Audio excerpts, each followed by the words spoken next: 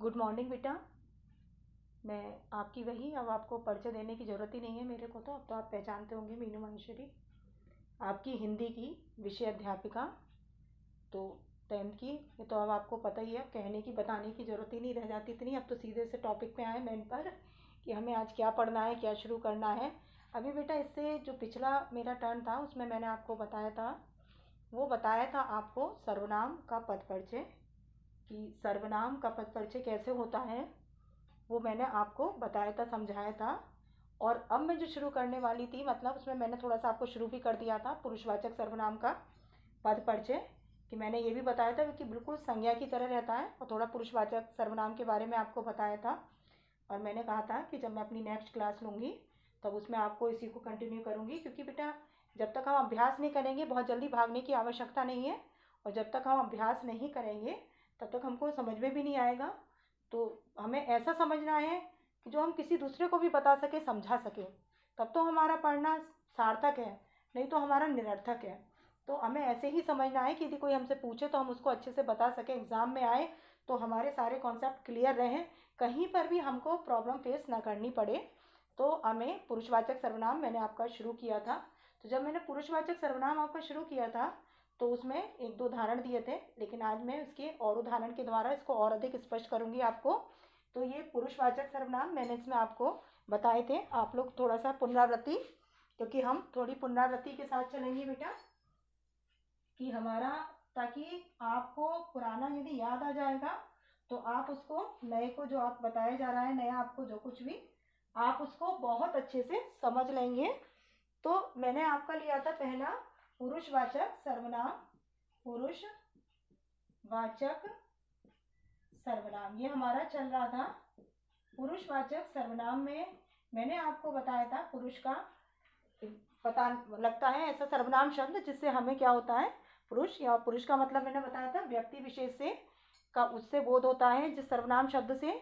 और वो मैंने व्यक्ति भी बताए थे कि वो उससे बोध होते हैं, 3 तरह की व्यक्ति का बोध होता है इससे। किससे होता है? पुरुषवाचक सर्वनाम से। और मैंने वो आपको बताया भी था कौन कौन से होते हैं, पूरा मैंने। वक्ता, मैंने ये आपको बताया था, वक्ता। दूसरा श्रोता। तीसरा मैंने बताया था कि जिसके बारे में बातचीत की जाती है, जिसके बारे में बातचीत की जाती है, बातचीत की जाती है। मैंने आपको ये भी बताया था बेटा, क्या बताया था? वक्ता, यानी ये आपका हो गया first person, PERSON, first person, यानी जिसे हम कहते हैं उत्तम पुरुष। रट डाले बेटा इसको आप अच्छे से, बहुत अच्छे से। श्रोता यानी सेकंड पर्सन हुआ आपका, सेकंड पर्सन, जिसको हम कहते हैं मध्यम पुरुष, मध्यम पुरुष। तीसरा आपका हुआ जिसके बारे में बातचीत होती है, इसको हम कहते हैं थर्ड पर्सन, थर्ड पर्सन, जिसको हम कहते हैं अन्य पुरुष, अन्य पुरुष। तो ये आपका क्या हो गया बेटा? वक्ता, श्रोता, और जिसके बारे में बातचीत की जाती है, यानी थर्ड पर्सन अन्य पुरुष। अब आ जाए थोड़ी परिभाषा पर, कि जो शब्द क्या होते हैं संज्ञा के स्थान पर प्रयुक्त होते हैं वो कहलाते हैं सर्वनाम। कि प्रोनाउन क्या है आपका, जो संज्ञा के स्थान पर यानी नाउन के स्थान पर जो प्रयोग किए करते हैं हम शब्द, वो कहलाते हैं सर्वनाम या प्रोनाउन। अब बेटा उसमें मैंने उदाहरण आपको बताया था, वो किस आधार पर बताया था? वक्ता, श्रोता, जिसके बारे में बताया जाए। इसमें सब में क्या आता है आपका पुरुषवाचक के अंतर्गत? यदि हम पुरुष के उससे डिवाइड करें तो हम कैसे कर सकते हैं? इसमें आएगा मैं, हम, हमारा, हम सब, मुझे, ये सब आपका किस में आएगा? फर्स्ट में। दूसरा आया मध्यम पुरुष में, वो आपका क्या आएगा? तुम से संबंधित जितना भी है, तुम, तुम्हारा, तुम सब, आप, ये सब आएगा। मैंने बताया था ना, आज्ञार्थक शब्द होता है आप। तो तुम, तुम्हारा, तुम सब, आप, ये सब आपका किसमें आएगा? मध्यम पुरुष में। जिसके बारे में बातचीत की जाए, अन्य पुरुष, जो कुछ भी आपका बच्चा, जो मैंने आपको बताया था, वह, वे, यह, ये सब आपका किसमें आ जाएगा बेटा? वो आपका आएगा अन्य पुरुष में। जो मैंने आपको बताया भी था, जैसे ही इंग्लिश में लेते हैं, शी, इट, इट्स, दैट, ये सब आपके जो आते हैं ना, दे, ये सब आपके किस में आते हैं? थर्ड में। ये लड़के के लिए, शी लड़की के लिए, ये बेजान चीज़ों के लिए हम प्रयुक्त करते हैं ये दैट भी। और जो दे आता है वो आपका क्या आता है बेटा, दे किसके लिए आता है, और इसमें दिस भी आता है, यह वह भी, दिस ये है, यह वह है, तो नजदीक वाले के लिए दिस और दैट दूर वाले के लिए दे। आपका जो आता है वो किस में आता है, आपका बहुवचन में आता है, बहुवचन। वही आपका बिल्कुल सेम इसमें है बेटा, वह वे यह ये सब आपका किस में आता है, अन्य पुरुष में आता है। तो ये हो गया आपका पुरुषवाचक सर्वनाम का। तो यदि आप इतना समझ लेंगे तो आपको पहचानने में बेटा 1% भी दिक्कत नहीं होगी। अब आगे आता है बेटा कि जो हमारा परिचय का आधार, वो हमारा उसी आधार पर हम चलेंगे। तो आज हम एक्सरसाइज बहुत अच्छे से सॉल्व कर पाएंगे, तो सब बहुत अच्छे से समझेंगे बेटा जोश के साथ। और पढ़ाई में बेटा हमेशा ईमानदारी होनी चाहिए, बेईमानी तो बेटा बिल्कुल भी नहीं रखनी चाहिए। अब बेटा मैं पद परिचय शुरू करने से पहले एक बात और आपको बताना चाहूँगी कि बेटा जो हम लोग वीडियो वगैरह के माध्यम से आपको जो पढ़ा रहे हैं कर रहे हैं, एक तो उसका रीज़न है कि क्लास को अट्रैक्टिव बनाना, कि क्लास एक अट्रैक्टिव लगती है, बच्चे वीडियो वगैरह देखते हैं, इसमें बच्चों को रुचि भी होती है। दूसरा जो होता है बेटा वो हमारा मेन जो उद्देश्य होता है वो होता है कि टीचर तो आपको हर समय अवेलेबल नहीं होता। यदि हम स्कूल में आपकी क्लास ले रहे होते तो कहीं आपको दिक्कत आ जाती है तो ज़रूरी नहीं है टीचर आपका प्रेजेंट है वहाँ पर आपके पास हमेशा रहे। लेकिन जब आपकी ये साधन आपको वीडियो वगैरह प्रोवाइड किए जा रहे हैं तो कभी भी आपको समस्या होती है तो आपके पास यदि लिंक है, केवल आपको काम क्या करना है कि आपको लिंक अपने नोट कर करके रखने हैं। तो आप जब भी आपको दिक्कत होती है, समस्या आती है, तो आप उस लिंक को निकालो, खोलो, यूट्यूब पे सब डली हुई है बेटा, आप उस लिंक को खोलो, उसको देखो, जहाँ समस्या आ रही है उससे संबंधित आप खोलो और उसको देखो, पढ़ो। फिर नहीं आ रहा समझ में, आप उसको दोबारा देखो। तो इस समय तो आपके लिए बहुत अच्छा है बेटा कि आपको साधन ऐसा प्रोवाइड किए जा रहे हैं कि आपको पढ़ाई में 1% की भी दिक्कत ना हो, क्योंकि मैंने आपको बताया ना टीचर हर समय नहीं रहता है अवेलेबल कक्षा में। वही वो तो पढ़ा के चला गया, क्लास लेके अपने घर चला गया बाद में। आप लोग अपने घर में कई बार समस्या आती है पढ़ते पढ़ते बीच में, यहाँ तो आपके पास ऐसा है कि मोबाइल हर घर में होता है बेटा, आप यूट्यूब पर डालो उसको लिंक को और खोलो और उससे पढ़ डालो। जहाँ आपको फिर दिक्कत लगती है आप उसको दोबारा तिबारा, लेकिन बेटा ऐसा मुझे लगता है आप लोग कम कर रहे हो बेटा, करो इसको, क्योंकि ये सब कुछ आपके साधन उपलब्ध किए जा रहे हैं बेटा ताकि आपके शिक्षण में किसी भी प्रकार की बाधा ना आए, आपका जो ज्ञानार्जन है उसमें किसी प्रकार की भी आपको कठिनाई का सामना ना करना पड़े। तो बेटा अब हम आते हैं अपना, क्योंकि ये तो बात हो गई आपको समझाने के लिए थोड़ी सी। अब आप आ जाइए बेटा पुरुषवाचक सर्वनाम और उसके उदाहरण पर आ जाएं, इसका पद परिचय कैसा करना है तो उसका हम उदाहरण लेते हैं। जो हमारा उदाहरण सबसे पहले इधर हम डाल लेंगे तो आसान हो जाएगा पुरुषवाचक का। जो हमने आधार बताया था बेटा आपको, आधार क्या है इसका, सबसे पहले भेद, भेद के बाद लिंग, लिंग के बाद वचन, वचन के बाद कारक, कारक के बाद क्रिया से संबंध, क्रिया से संबंध। अब तो ये चीजें बेटा रट जानी चाहिए, 2-3 बार रिपीट होती है क्योंकि बहुत जल्दी भी नहीं कर रहे हम, तो अब तो बेटा आपको बहुत अच्छे से रट जानी चाहिए सारी बातें। पहला उदाहरण लेते हैं हम खेत में गए परंतु वहां कोई ना मिला। पहला उदाहरण, हम खेत में गए परंतु वहां कोई ना मिला। अब हम खेत में गए, यहाँ हम अंडरलाइन करके आया, क्वेश्चन आया एग्जाम में कि रेखांकित पद का पद परिचय दीजिए। तो आप कैसे करेंगे, सबसे पहले हम जो है उसको आपने लिखा हम, अब उसका पद परिचय हम क्या करेंगे, सबसे पहले संज्ञा सर्वनाम, सर्वनाम में कौन सा हुआ सर्वनाम, पुरुषवाचक, क्योंकि मैं हम किसमें था, पुरुषवाचक सर्वनाम में, तो आपने क्या डाला, पुरुषवाचक, दूसरा आपका हो गया। तीसरा मैंने आपको यहाँ पे बताया था कि आपकी एक चीज और बढ़ जाएगी, वो आपके क्या बढ़ेगा, पुरुष। अब पुरुष में आपको बेटा क्या बताना है कि पहले हो गया आपका सर्वनाम, सर्वनाम के बाद आपका पुरुषवाचक, और ये बेटा आपका कहाँ जुड़ेगा, ये आपका जो जुड़ेगा वो भेद के बाद जुड़ेगा पुरुष, क्योंकि बेटा सीरियल से चलना है, क्रमबद्धता से अच्छा लगता है कि बच्चे में नॉलेज है। यदि आप क्रमबद्धता रखेंगे तो भेद, भेद के बाद आप उसके बाद सीधे डालेंगे वो आप क्या डालेंगे, पुरुष, पुरुष के बाद डालेंगे लिंग, लिंग के बाद डालेंगे वचन, वचन के बाद कारक, कारक के बाद आप डालेंगे क्रिया से संबंध कि सीधा है कि नहीं है।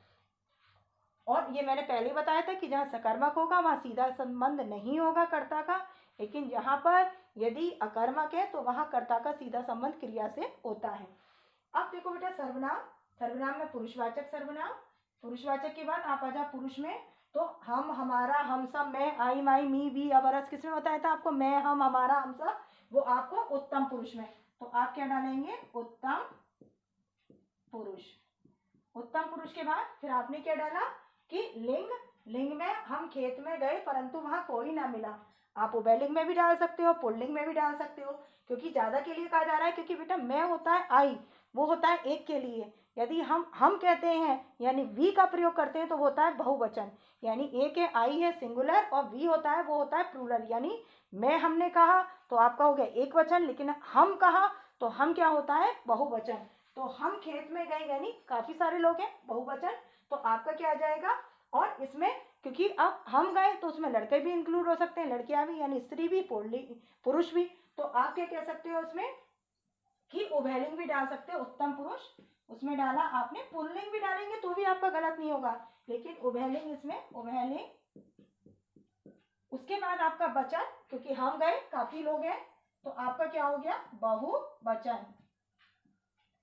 अब बहुवचन की बात बेटा फिर आप क्या डालेंगे? कारक, यानी काम को करने वाला कर्ता, सब्जेक्ट, कि जिसके बारे में कहा जाए या जो काम को करने वाला होता है वो कहलाता है कर्ता, यानी उद्देश्य। आपने पढ़ा था ना सब्जेक्ट एंड प्रेडिकेट, तो ये आपका क्या है? उद्देश्य यानी कर्ता यानी सब्जेक्ट। तो ये कर्ता कारक हो गया, तो आप क्या लिखेंगे? कर्ता कारक। आप इसमें कई बार बेटा है, मैं बहुत बढ़ाने के लिए नहीं कर रही, आपको कंफ्यूजन कई बार होता है, ने परसर्ग हम जोड़ देते हैं, ने परसर्ग रहित, तो यहाँ पर ने परसर्ग का प्रयोग नहीं है, तो आप ये भी कह सकते हो कि ने परसर्ग रहित। लेकिन मैं आपको कंफ्यूजन नहीं कर रही, क्योंकि जितना समझो इतना ही सफिशियंट है आपका पद परिचय। जो लिखो वो आप सही लिखो, नहीं तो आप इसको ये भी लिख सकते हो ने परसर्ग रहित। अब आगे कर्ता कारक हो गया आपका, कर्ता कारक के बाद क्रिया से संबंध। अब खेत में बेटा आपका क्या है? कर्म है ना, ऑब्जेक्ट रूप में है संज्ञा, तो ये आपका क्या है? क्रिया क्या है आपका? मिला। हम खेत में गए, यदि आप यहाँ भी लोगे क्रिया है। ये आपका बेटा दो वाक्य है इसमें, एक गए एक मिला है, और परंतु ये आपका किससे जुड़ा हुआ है? परंतु से, यानी ये आपका कौन सा वाक्य? संयुक्त वाक्य, क्योंकि समानाधिकरण समुच्चय बोधक से जुड़ा हुआ है। लेकिन हम उसकी बात नहीं करेंगे, हम यहाँ पर है, ये है कर्ता, ये है आपका कर्ता, ये है आपका गए क्रिया, क्योंकि हमें इतने का ही देखना है सेंटेंस ये, क्योंकि ये दूसरा वाक्य है आपका, और जो मिलाकर कर दिया है आपको ने समुच्चयबोधक शब्द से, यानी कंजक्शन से आपने इसको जोड़ दिया है, परंतु ये कंजक्शन है आपकी परंतु। अब बेटा हम खेत में, अब ये क्या है आपका? कर्म, तो आपका क्या हुआ? क्रिया से सीधा संबंध ना होना, क्योंकि बीच में क्या बैठा हुआ है? खेत में, तो आप क्या लिखेंगे? कॉमा लगाकर, क्रिया से सीधा संबंध ना होना, और यहां पर आप लगा देंगे विराम चिन्ह, यानी ये हो गया हम का पद परिचय। किसका हो गया? हम का। अब दूसरा उदाहरण लेते हैं हम। दूसरा उदाहरण हमारा क्या आएगा? मैं पिछले वर्ष उसे आगरा में मिला था। दूसरा उदाहरण, मैं पिछले वर्ष उसे आगरा में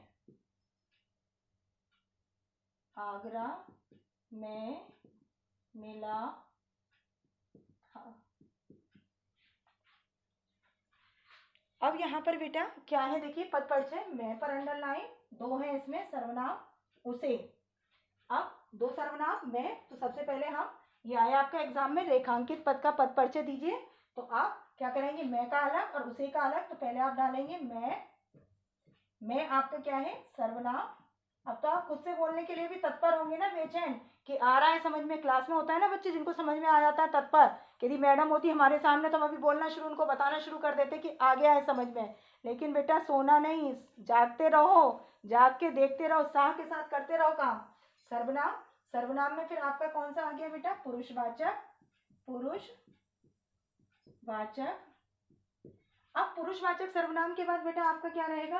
मैंने बताया था ना कि आपका पुरुष आपको बताना है कि उत्तम पुरुष है, मध्यम पुरुष है या अन्य पुरुष।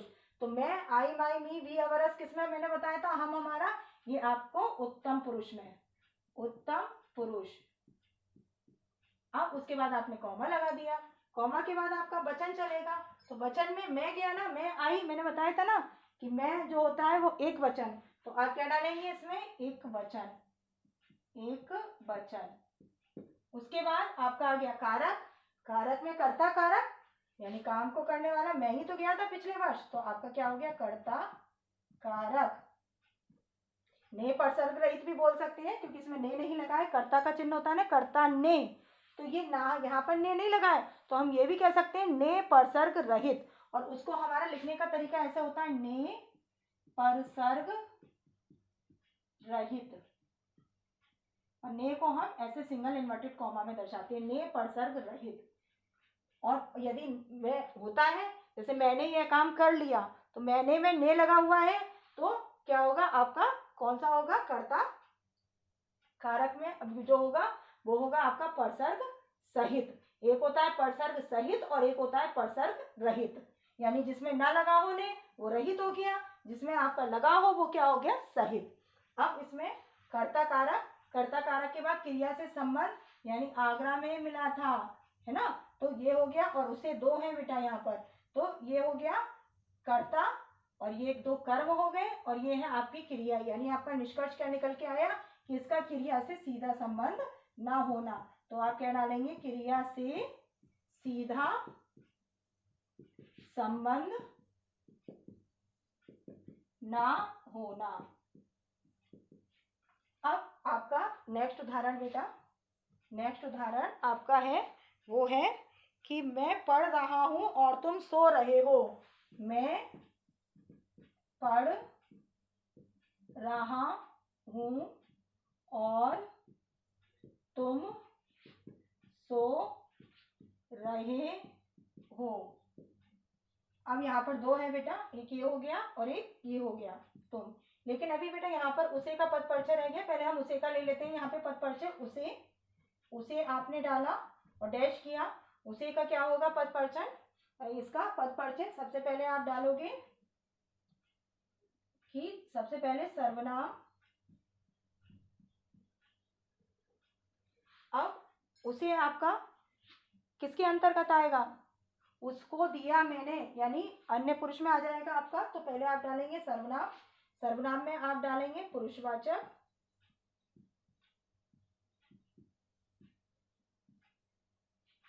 अब ये आपका अन्य पुरुष,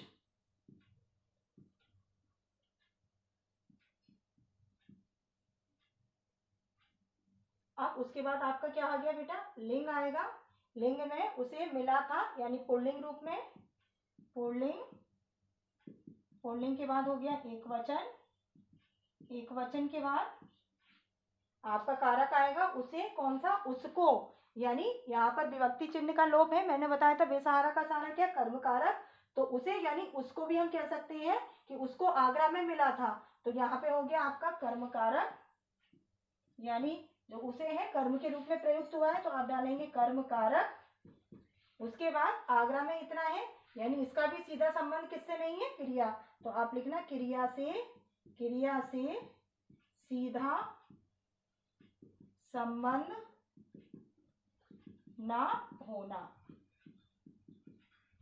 अब ये आया बेटा, ये तो आपका उसे इसका था, मैं पढ़ रहा हूं और तुम सो रहे हो। पहले आप मैं का पद परिचय दोगे, मैं का क्या होगा? वही आपका, बहुत आसान, जो कर लेगा बेटा वो तो उसको बड़ा आसान लगेगा, क्योंकि ये बात मैंने आपको पहले भी बताई है कि बेटा कठिन और आसान क्या है, डिफिकल्ट और इजी की कोई परिभाषा नहीं, केवल क्या है, इतनी छोटी सी है परिभाषा इसकी कि इजी क्या होता है? यदि हमें जो चीज़ अच्छे से समझ में आ जाए वो हमारे लिए होती है इजी। लेकिन जो हमको नहीं समझ में आती अच्छे से वही हमारे लिए क्या होती है, डिफ़िकल्ट यानी कठिन। और ये हम कठिन को इजी कब बना सकते हैं, जब हम समझने की कोशिश करेंगे अच्छे से, मन से, पूरी निष्ठा से। क्योंकि बात मैं बार बार आपको मोटिवेशन के लिए कहती हूँ कि एकाग्रता ही आत्म साक्षात्कार की कुंजी है। एकाग्रचित मन से पढ़ेंगे, जैसे गोपियों का था ना, बताया था योग का संदेश कैसे, अस्थिर, तो हमें अस्थिर मन नहीं रखना, स्थिर। अपना जिस समय पढ़ रहे हो तो पूरा ध्यान स्थिर हो हमारा पढ़ाई की तरफ। इधर उधर बेटा भटकेगा तो हमें फिर नहीं समझ में आएगा। क्योंकि कहते हैं ना, सावधानी हटी तो दुर्घटना घटी, और हमें दुर्घटना नहीं घटानी है, हमको सावधानी बरतनी है। तो इसलिए बेटा पूरी निष्ठा से, पूरी लगन से, पूरी मेहनत से, ईमानदारी से, क्योंकि मैंने बताया बेटा पढ़ाई में हमेशा ईमानदारी होनी चाहिए, ऑनेस्टी, बेईमानी की तो बात ही नहीं होनी चाहिए। क्योंकि यदि आप ऑनेस्टी रखेंगे, ईमानदारी से पढ़ेंगे तो निश्चित रूप से सफल होंगे अपने लक्ष्य प्राप्ति में। और इस समय विद्यार्थी जीवन से जुड़े हैं, आपका जो लक्ष्य है वो आपका लक्ष्य क्या है, जो 10th क्लास, उसमें अच्छे अंक लाना, अच्छे अंक से उत्तीर्ण होना। क्योंकि कहा जाता है कर्म ही ईश्वर की सच्ची पूजा है। तो आपका कर्म क्या है, आपकी पूजा सच्ची क्या है, कि आप मेहनत करें, अच्छे अंक लेकर आएँ, ताकि आपके परिवार के लोग, माँ बाप, आपके टीचर वगैरह, आपके अध्यापक, यानी सब कुछ आप मतलब प्रसन्न हो, खुश रहें बेटा। और वही खुशी हम चाहते हैं आप लोगों से कि आप लोग हमें दें। तो सबका ध्यान इधर बेटा। अब आया मैं सर्वनाम। सर्वनाम में हो गया आपका कौन सा हुआ, उसका आपको भेद बताना है। तो भेद आपका हो गया पुरुषवाचक। पुरुषवाचक, पुरुषवाचक के बाद आपका कौन सा हुआ बेटा, मैं। आपका उत्तम पुरुष, उत्तम पुरुष। उत्तम पुरुष के बाद आपने डाला कौन सा हुआ आपका, कि लिंग पे आए आप, मैं पढ़ रहा हूँ। यदि पढ़ रही हूँ होता तो आपका स्त्रीलिंग हो जाता, पढ़ रहा हूँ तो यानी आपका क्या हो गया, पुल्लिंग। और मैं, क्योंकि एक वचन होता है तो आप क्या डालेंगे, एक वचन। और मैं पढ़ रहा हूँ, ये बेटा क्रिया है, ये है कर्ता, यानी कर्ता का सीधा संबंध क्रिया से होना। तो आप क्या कहेंगे, कर्ता आपका, और ये क्या है, आपकी क्रिया। पढ़ इसमें मुख्य क्रिया है यानी मेन वर्ब, और रहा हूँ वो आपकी क्या है, हेल्पिंग वर्ब है। ये मुख्य क्रिया पढ़, और रहा हूँ आपकी क्या है, सहायक क्रिया। अब आपका क्या है बेटा, कि ये हो गई आपकी क्रिया, और ये है आपका कर्ता। तो आप क्या डालोगे, कि क्रिया से सीधा संबंध होना, क्रिया से सीधा संबंध होना। और उसके बाद आप क्या लगा देंगे, विराम चिन्ह। ऐसे ही बेटा तुम का पद परिचय चलेगा। अब मैं यहाँ पे कर दे रही हूँ बेटा तुम, सब ध्यान से देखेंगे, तुम डैश किया, तुम सो रहे हो, बिल्कुल ऐसे ही चलेगा बेटा। इसमें केवल थोड़ा सा पुरुष बदल जाना है। अब इसमें तुम का है परिचय, तो आप क्या करोगे, पहले सर्वनाम। सर्वनाम, सर्वनाम में कॉमा लगाया आपने, पुरुषवाचक। पुरुषवाचक, पुरुषवाचक में क्योंकि तुम, यू, योर, योर्स, ये आपको बताया था, तुम, तुम्हारा, तुम सब, यानी ये हो गया आपका कौन सा, मध्यम पुरुष, यानी बीच वाला सेकंड पर्सन मध्यम पुरुष। ये हुआ आपका मध्यम पुरुष। अब मध्यम पुरुष के बाद फिर आप क्या दोगे बेटा, कारक पे वो आओगे लिंग पर। लिंग आपका क्या हो गया, तुम, यानी एक ही है, तुम सब नहीं है। यदि तुम सब होता तो बहुवचन हो जाता, तुम है, तुम सो रहे हो, यानी एक के लिए कहा जा रहा है, तो लिंग आपका पुल्लिंग। रही है होता तो स्त्रीलिंग होता, रहे वो तो क्या है, पुल्लिंग। तो आपने क्या डाला इसमें, पुल्लिंग। पुल्लिंग के बाद क्योंकि तुम एक के लिए है, एक वचन हो गया, कॉमा लगा लगा के वचन। उसके बाद कर्ता कारक, यानी काम को करने वाला यही है, तो आपका कारक कौन सा होगा, कर्ता कारक। कर्ता कारक। अब उसके बाद क्रिया से, क्योंकि मैंने अभी जैसे इसमें आया था बिल्कुल वैसे ही इसमें, सो रहे हो, सोना मुख्य क्रिया है, मेन वर्ब, रहे हो हेल्पिंग वर्ब, यानी सहायक क्रिया। ये मुख्य क्रिया, सो रहे हो आपकी क्या है, सहायक क्रिया। तो ये क्रिया है, और ये आपका क्या है, कर्ता, काम को करने वाला। तो आप क्या लिखोगे, क्रिया से सीधा संबंध होना। क्रिया से सीधा संबंध होना। अब आगे बेटा नेक्स्ट उदाहरण, आगे हम लेंगे नेक्स्ट उदाहरण, क्योंकि जितना अभ्यास करेंगे बेटा, एक्सरसाइज करेंगे, उतना ही हमारे लिए आसान हो जाएगा समझना। और हमें इजी बनाना है, डिफिकल्ट नहीं रखना।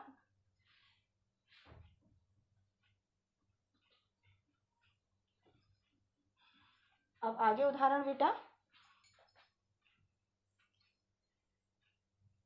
वह मुझ पर विश्वास करता है, वह मुझ पर विश्वास करता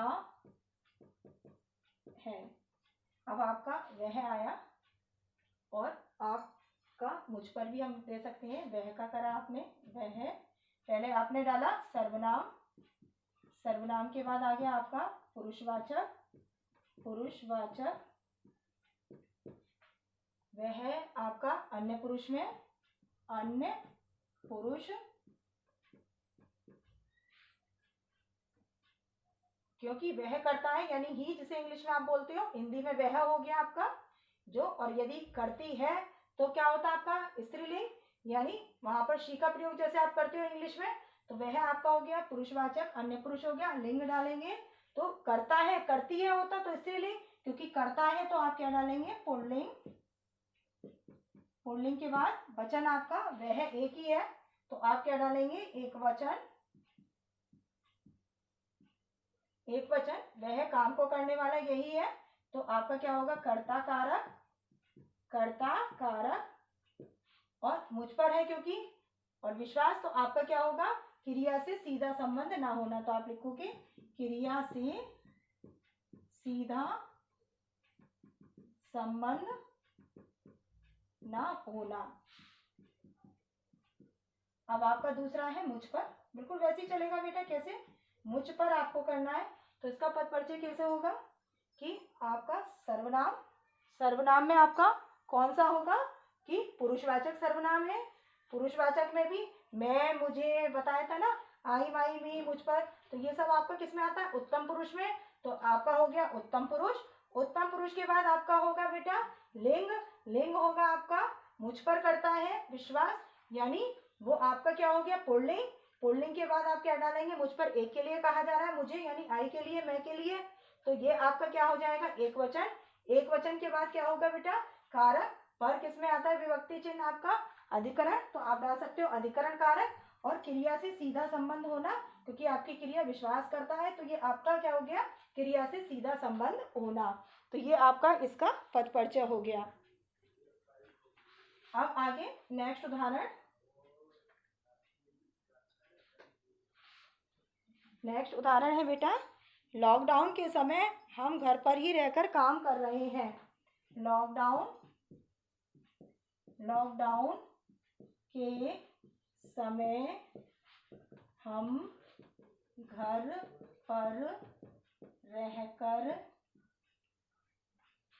ही काम कर रहे हैं, और ये बात बेटा बिल्कुल सही है, लॉकडाउन के समय सभी कर रहे हैं, आप लोग अपने पढ़ाई का काम कर रहे हो, टीचर्स अपना पढ़ाने का काम कर रहा है, मैनेजमेंट अपना कर रहा है ना, तो हर कोई अपना अपना काम कर रहा है, आपको पढ़ने का करना पड़ रहा है ना, आप लोगों ने तो सोचा होगा कि नहीं पढ़ना पड़ेगा छुट्टियां, तो आप लोगों को भी करना पड़ रहा है ना, टीचर्स को भी अपने स्तर से करना हो रहा है ना, सरकार वगैरह हर कोई कर ही रही है, तो लॉकडाउन के समय हम घर पर रहकर ही काम कर रहे हैं, तो अब यहाँ पर अंडरलाइन करके आया आपका हम, तो जब आप हम का पद परिचय देंगे तो हम, यहाँ पर हम आपका क्या हो गया पहले सर्वनाम, सर्वनाम में हम, हमारा, हम सब, ये आपका पहले हुआ पुरुषवाचक, पुरुषवाचक में कौन सा होगा आपका उत्तम पुरुष, क्योंकि उत्तम पुरुष में आता है आपका हम, हमारा, हम सब में, तो आपका हो गया उत्तम पुरुष, यानी वक्ता, बोलने वाला उत्तम पुरुष हो गया आपका।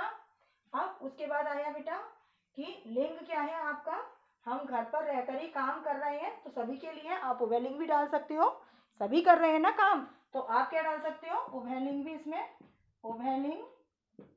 उसके बाद वचन, वचन में क्योंकि हम सब कर रहे हैं, हम बेटा मैंने बताया था ना बहुवचन में आता है, तो बहुवचन हो गया आपका, बहुवचन के बाद हम, क्योंकि काम को करने वाले हम ही है ना, तो क्या हो गया कर्ता कारक, कर्ता कारक, कर्ता कारक के बाद इसका क्रिया से सीधा संबंध नहीं है क्योंकि घर भी आया है यहाँ पर, काम भी आया है, तो क्या होगा कि क्रिया से सीधा संबंध ना होना, क्रिया से सीधा संबंध ना होना, संबंध ना होना।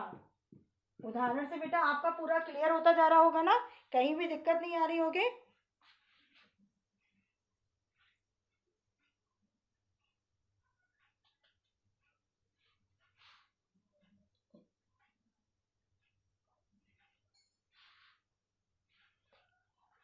वे पश्चिम दिशा की ओर गए हैं, वे पश्चिम दिशा की ओर गए हैं।